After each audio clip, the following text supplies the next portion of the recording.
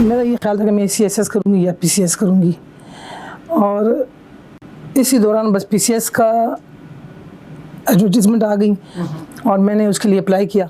उसको मैंने LLB किया हुआ था, और जब मैंने फॉर्म भेजे तो फॉर्म में रिजेक्ट हो गए। MA के बाद मैं फ़ौरन PCS में बैठी, और कोई 2 लड़के थे और एक मैं औरत थी, और मैं उस वक्त बुर्का पहनती थी। अरे, और बुर्का पहन के मैंने 200 में एग्ज़ाम्स दिया, कभी कोई प्रॉब्लम नहीं हुआ। फुल कॉन्फिडेंस से उनको दाल में बैठी, फुल कॉन्फिडेंस से केसेस किए, चाहे वो सिविल सूट है या फैमिली कोर्ट है। कभी भी मैंने कोई डर महसूस नहीं किया, क्योंकि मैं जब भी कोई काम करती हूँ उस ज़ात को हाज़िर नाज़िर करके और इंसाफ पे करती हूँ, और जब इंसाफ पे करती हूँ तो फिर मैं कोई डर महसूस नहीं करती। मेरी नीसीज़ हैं, उनको कह देती हूँ, या फिर ऐसा होता है कि मैं जाती हूँ तो एक दुकान पर इकट्ठे कपड़े उठा लेती हूँ 7-8 सूट उठा लिए, दर्जी को दे दिए, दर्जी ने सी लिए, अपने लिए वो टाइम नहीं है। She was one of the first women legislators of Pakistan, the first woman judge. She belonged to KP, and she was a brilliant lawyer in her own right.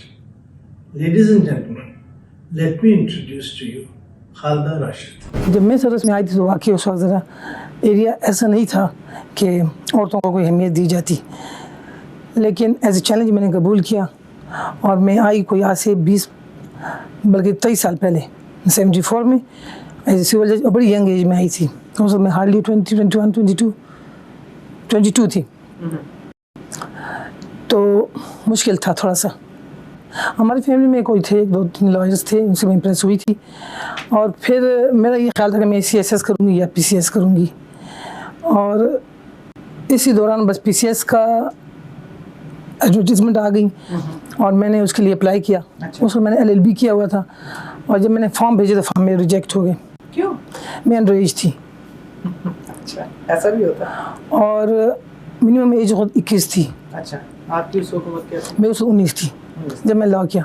फिर आई डिडंट वेस्ट टाइम, फिर मैंने political science में MA की। अच्छा, MA के बाद मैं फ़ौरन PCS में बैठी, और कोई 2 लड़के थे और एक मैं औरत थी, और मैं उस वक्त बुर्का पहनती थी। अरे, और बुर्का पहन के मैंने 200 में एग्ज़ाम्स दिया, और कोई आइडिया नहीं था कि कोर्स कभी मैं आई नहीं थी। हमें कॉलेज के ज़माने में भी कभी कोर्स नहीं लाए थे, और एग्ज़ाम्स दिया, रिटन में पास हो गई।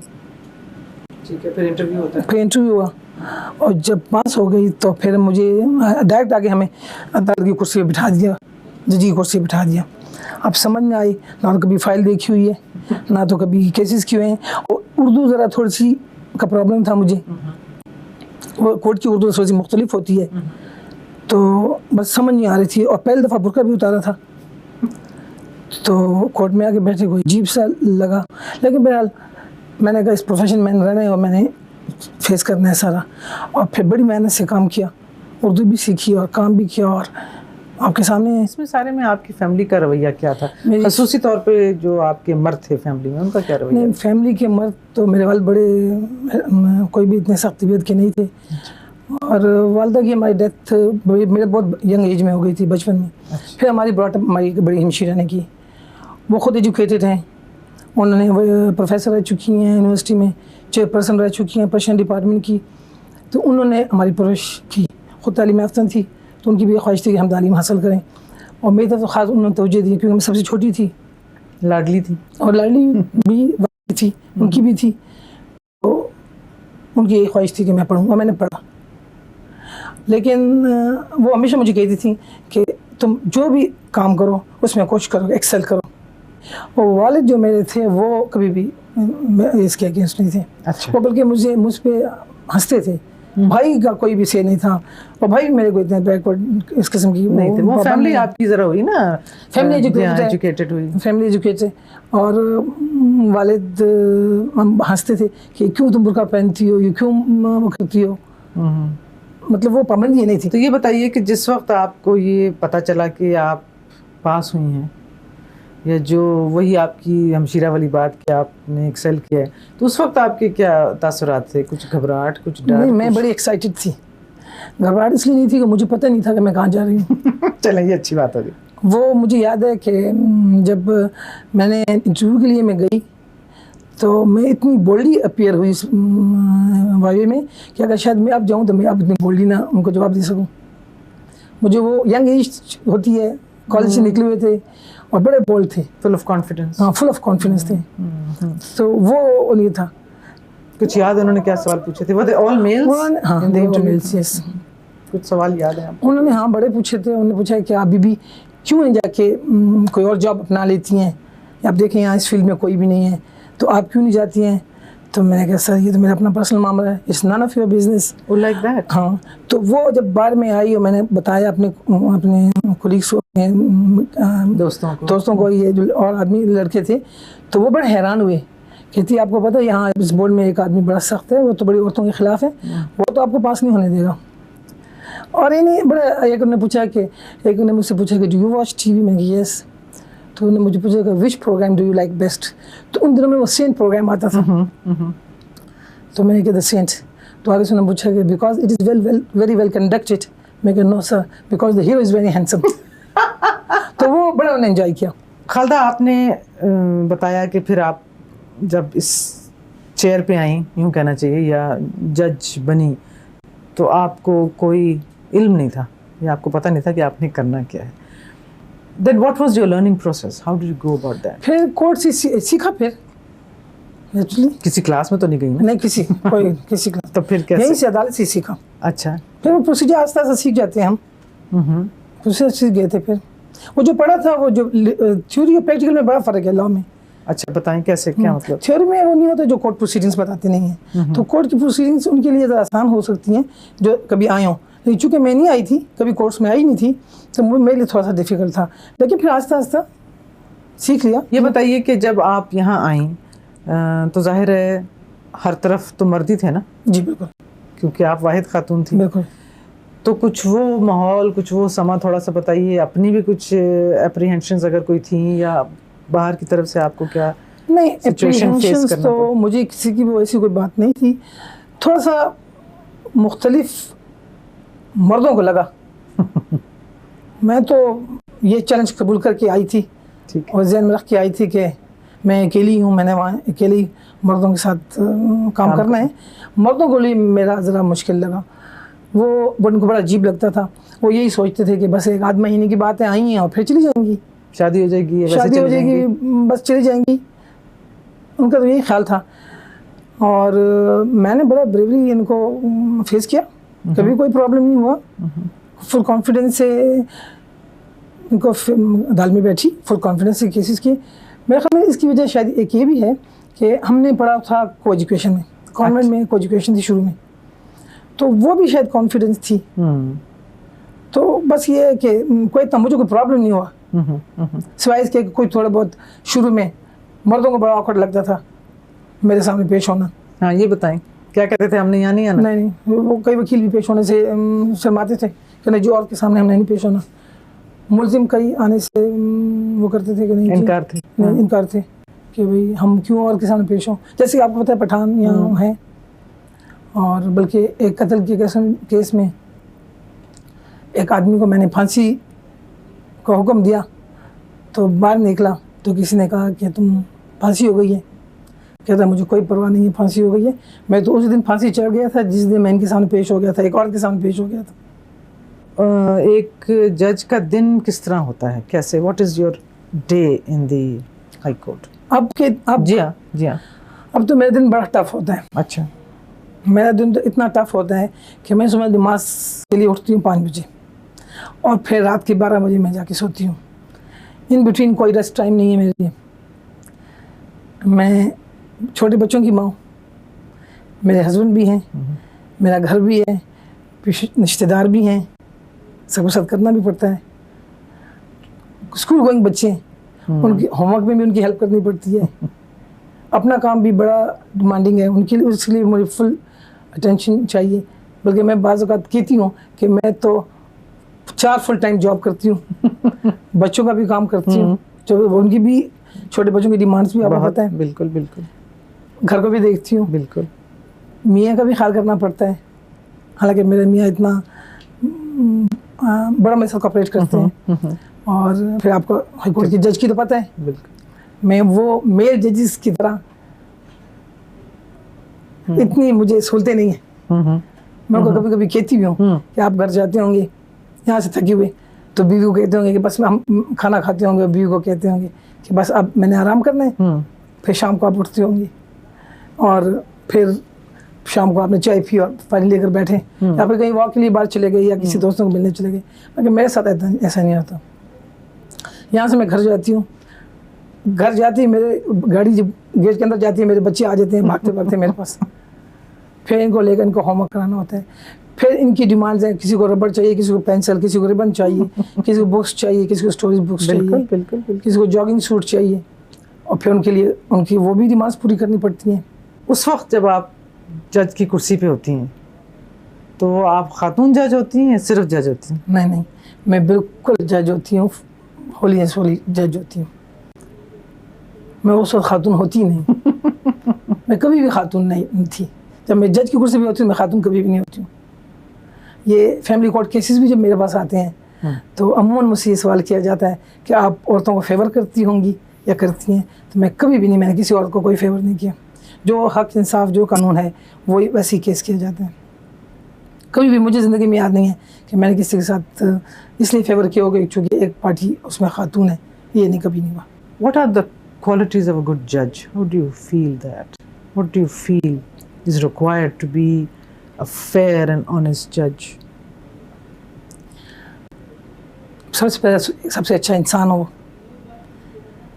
और दूसरी बात कि वो एक ईमानदार हो, अपने काम में कभी किसी का प्रेशर नहीं होना चाहिए, क्योंकि हमने जान खुदा को देनी है, बंदे से हमने कुछ नहीं लेना। अगर खुदा हमें इतनी बड़ी कुर्सी पे बिठा देता है तो वो हमसे वो कुर्सी ले भी सकता है, इतनी इज़्ज़त देता है तो वो इज़्ज़त हमसे ले भी सकता है। बिल्कुल। तो सबसे अच्छी है कि खुदा को हाज़िर नज़र करके अपना काम कानून और कानून के मुताबिक, इंसाफ के मुताबिक होना चाहिए, कभी किसी की प्रेशर के नीचे नहीं आना चाहिए। इस काम में बहुत स्ट्रेस है। मैं मुनज़्ज़र आपको यकीन से कहती हूँ कि कभी भी मेरे साथ ऐसा नहीं हुआ कि किसी के भी मैंने कोई डर महसूस किया, चाहे वो कत्ल का केस है, चाहे वो हवा का केस है, चाहे वो सिविल सूट है या फैमिली कोर्ट है। कभी भी मैंने कोई डर महसूस नहीं किया, क्योंकि मैं जब भी कोई काम करती हूँ उस ज़ात को हाज़िर नाज़िर करके और इंसाफ पे करती हूँ, और जब इंसाफ पे करती हूँ तो फिर मैं कोई डर महसूस नहीं करती। मैंने सेशन जज बड़े ख़तरनाक केसेस किए हैं। अच्छा।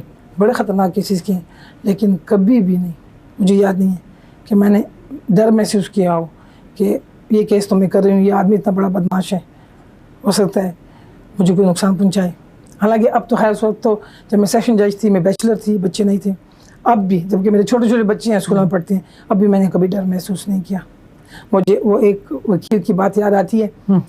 मैं पेशावर में जब सेशन जज थी तो मेरे पास यहाँ के एक बहुत बड़े मफरूर का केस लगा था, और वो 4 दफ़ा पहले भी कत्ल के केस में भाग चुका था। हाँ, भाग चुका था, मफरूर था। तो जब मेरे पास केस आया तो उसको मैंने फांसी का हुक्म सुनाया। तो वो एक वकील बाहर से आया, मुझे कहा कि जैसे अब हम बाहर वकील बैठे ये बातें कर रहे हैं कि जब खालिदा पैदा हुई होगी तो इस इलाके के लोग, जैसे कि रस्म है, उसके वालिद हो सकता है या रिश्तेदार बड़े नाराज़ हुए हों कि हमारे घर बेटी पैदा हो गई है। लेकिन कहते हैं कि ये बेटी ऐसी भी होती हैं कि इस आदमी को, उसने वकील ने मुझे कहा, इस आदमी को शायद मर्द भी फांसी ना दे सकते, ये इतना ख़तरनाक आदमी है।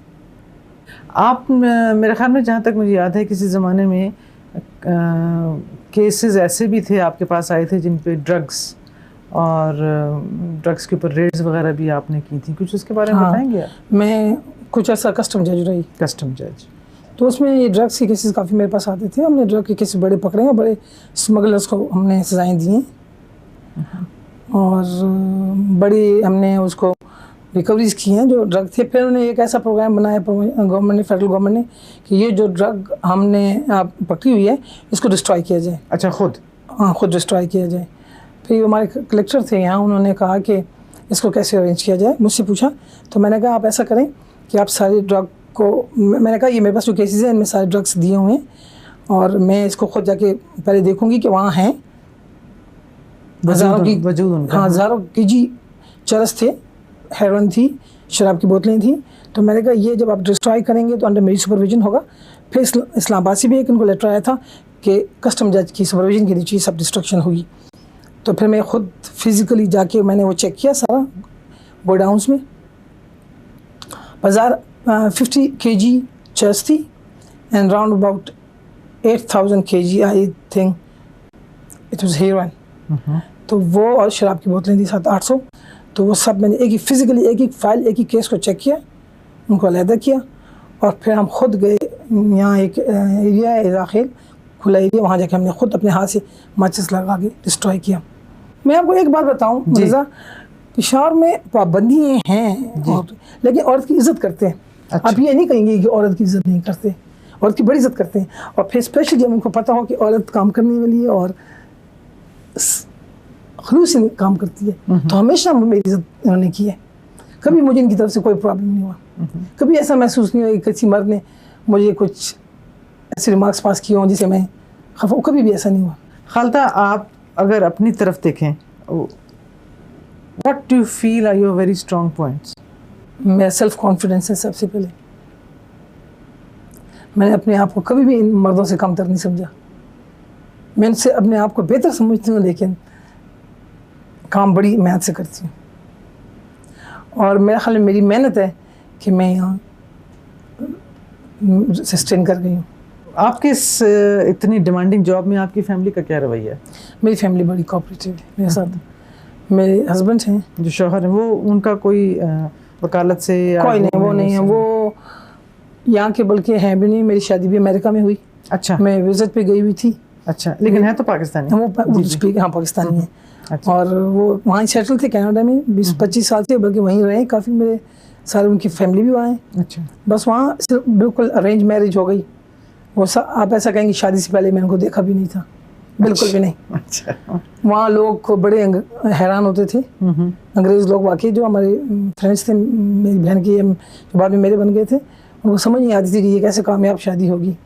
और बस 3 साल में 3 बच्चे हुए और 3 बच्चों को लेकर आ गए, लेके वापस आ गए। वापसी का फैसला क्यों हुआ जब 3 साल गुजार गए? तो वापसी का फैसला मेरा शुरू से था। चूँकि मैंने हस्बैंड से कभी मैं देखा नहीं था, उनसे शादी मेरी ऐसी हुई थी कि उनसे मेरी मुलाकात थी शादी से पहले मुमकिन नहीं थी।